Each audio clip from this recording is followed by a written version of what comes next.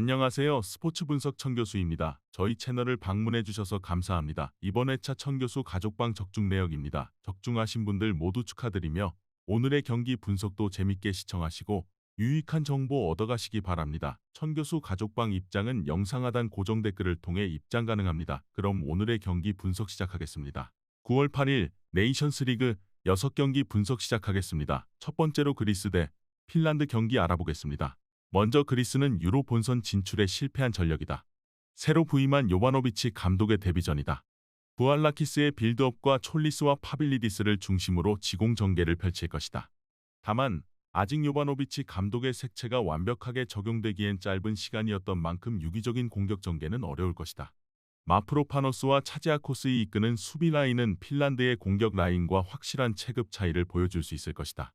또한 3선에서 수비 라인 보호에 특화된 시오피스의 존재로 핀란드의 역습에 대비할 수 있을 것이다. 이어서 핀란드는 마찬가지로 유로 본선 진출에 실패한 전력이다. 로드와 앤트만을 중심으로 속공을 전개할 것이다. 다만 최전방 푸키의 에이징 커브가 심각한 상황이다. 결국 마무리에서 그리스의 수비 라인을 넘지 못할 것으로 보인다. 수비 라인은 호스코넨과 바이샤넨이 담당할 것이다. 이들은 A매치 경험이 없는 것은 아니지만 호흡을 맞춘 전적이 상당히 오래됐다. 수비 조직력이 좋을 수가 없는 상황이다. 그리스의 주도적인 경기가 예상된다. 이들의 공격 전개가 파괴적이라고 보기는 어렵지만 핀란드의 불안한 수비 라인과는 체급 차이를 보여줄 수 있을 것이다. 결국 그리스의 무난하게 우위를 가져갈 것으로 보인다. 이번 경기 그리스 승을 추천합니다. 핸디 언어버 및 최종 조합은 고정 댓글 링크를 통해 가족방에서 확인해주세요. 두 번째로 아일랜드 대 잉글랜드 경기 알아보겠습니다. 먼저 아일랜드는 유로 본선 진출에 실패한 전력이다. 메가티어, 시모딕스, 퍼거슨을 중심으로 속공을 전개할 것이다. 3선의 브라운과 나름 양질의 킥력을 보유했지만 잉글랜드의 압박에 고전할 양상이 크다. 결국 날카로운 속공 전개는 기대되지 않는다. 오셰이, 오브라이언, 스케일스의 백스리는 지난 6월 평가전에 이어 이번 경기에서도 이어질 것이다. 다만 이들은 스위스와 포르투갈 등 유럽 강호들과 평가전에서 무너지는 모습을 보여줬다. 견고한 경기력은 기대되지 않는다. 이어서 잉글랜드는 유로에서 결승까지 진출했으나 또 다시 준우승의 고배를 마셨다. 사우스게이트 감독이 자신 사임하고 칼시 임시 체제가 들어선 상황이다. 그릴리시, 케인, 사카를 중심으로 지공을 전개할 것이다.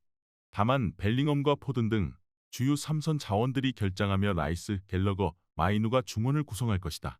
활동량을 투철하나 창의적인 패스 공급이 어려운 자원들인 만큼 생각보다 공격 전개가 유기적이지는 않을 것이다.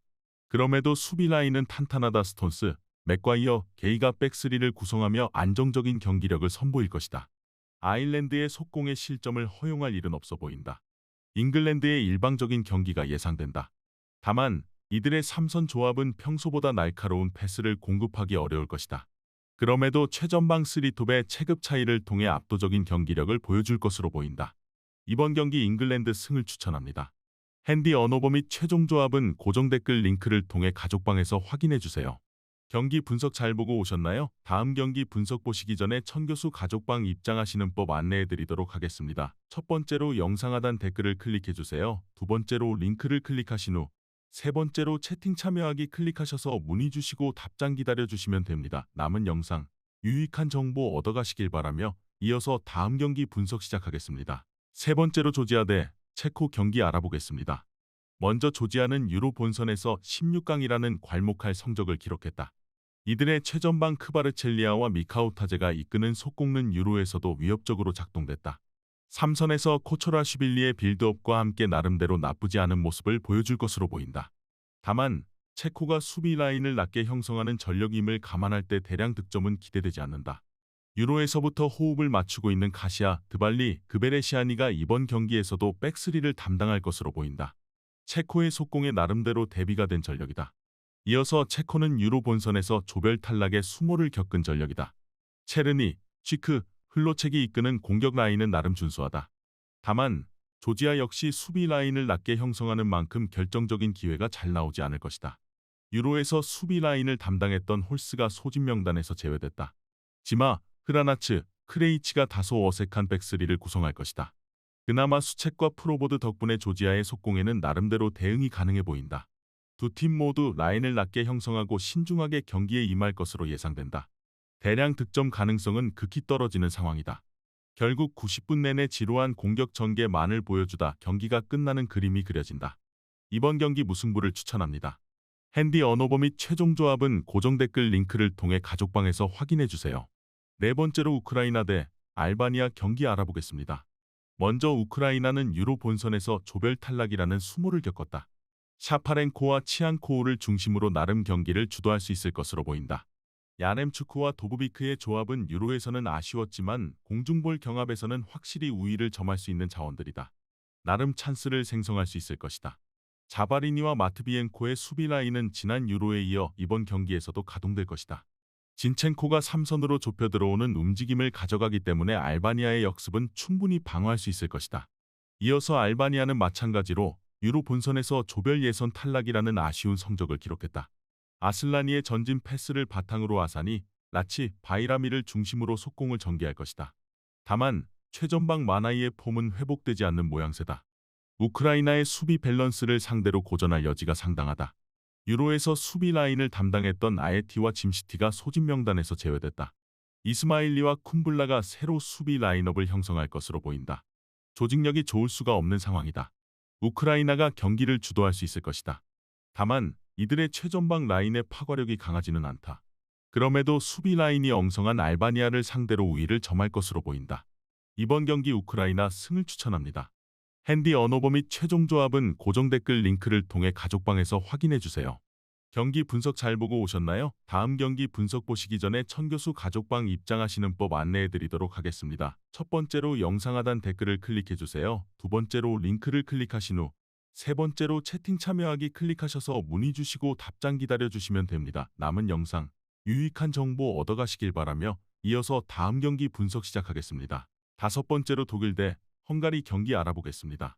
먼저 독일은 유로에서 아쉽게 8강 탈락을 경험했다. 무시알라와 비르츠를 중심으로 지공 전개를 펼칠 것이다. 최전방 하베르츠와도 이미 유로에서 호흡을 맞춘 만큼 훌륭한 공격 전개가 예상된다. 다만 크로스와 귄도간의 은퇴로 그로스와 파블로비치의 새로운 중원 조합이 형성될 것이다. 대량 득점 확률은 떨어져 보인다. 수비 라인에서도 변화가 일어날 것이다. 노이어가 대표팀 은퇴를 선언했고 리디거 역시 휴식 차원에서 소집 명단에서 제외됐다. 그럼에도 테슈테켄과 타와 슐로터백 등 쟁쟁한 수비 라인을 보유했다. 헝가리의 역습에 고전할 확률은 극히 적어 보인다. 이어서 헝가리는 유로에서 조별 탈락이라는 아쉬운 성적을 기록했다. 살라이와 소보슬라는 나쁘지 않은 드리블과 전진 패스 능력을 보유했다. 다만 최전방 바르가의 파괴력은 매우 아쉽다. 독일의 수비 라인을 상대로 좋은 모습을 보여주기는 어려워 보인다. 그나마 유로에서도 호흡을 맞췄던 오르반, 보트카, 다르다이의 백스리가 이번 경기에서도 가동될 것으로 보인다. 밀집 수비를 통해 대량 실점은 면할 수 있어 보인다. 독일이 경기를 주도적으로 끌고 갈 것이다. 이들의 1, 2선 조합은 여전히 강력하지만 3선 조합의 강력함은 의구심이 드는 상황이다. 그럼에도 헝가리의 역습을 차단하고 체급 차이를 통해 무난하게 우위를 점할 것으로 보인다. 이번 경기 독일 승을 추천합니다. 핸디 언어버 및 최종 조합은 고정 댓글 링크를 통해 가족방에서 확인해 주세요. 마지막으로 네덜란드 대 보스니아 경기 알아보겠습니다. 먼저 네덜란드는 유로에서 아쉽게 4강에서 탈락했다. 학포를 중심으로 지공을 전개할 것으로 보인다. 다만 유로에서 공격을 이끌던 데파이가 소집 명단에서 제외됐고 시몬스는 아직 국가대표팀에서 활약이 미비하다. 대용마저 부상으로 낙마한 가운데 베르오스트의 제공권을 노리는 공격 패턴을 보여줄 것이다. 대량 득점을 기대하기 어려운 상황이다. 그럼에도 이들의 수비 라인은 탄탄하다. 더 리흐트 반다이크, 아케의 백스리는 유럽 내에서도 초호화 스쿼드다.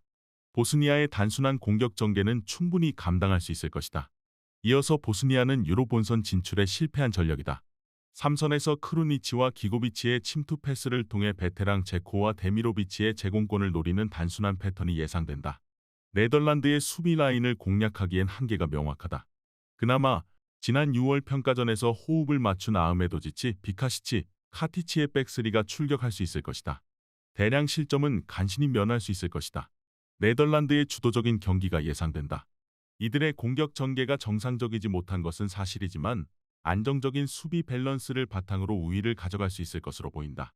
보스니아의 공격 전개는 반전을 만들기 어려울 것으로 보인다.